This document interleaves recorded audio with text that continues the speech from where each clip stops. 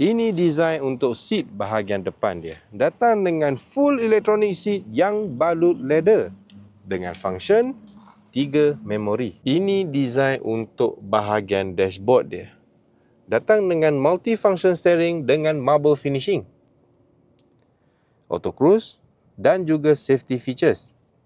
Dengan mileage dia 45,100 sahaja. Untuk infotainment dia dah datang dengan bahasa Inggeris dengan function Apple CarPlay dan Android Auto. Dan bila masuk reverse, dah ada reverse camera di bahagian belakang. Control untuk aircon, ruang untuk letak barang, 2 cup holder dengan function ventilated seat. Untuk kereta ni datang juga dengan blind spot monitoring, digital in mirror dengan sunroof.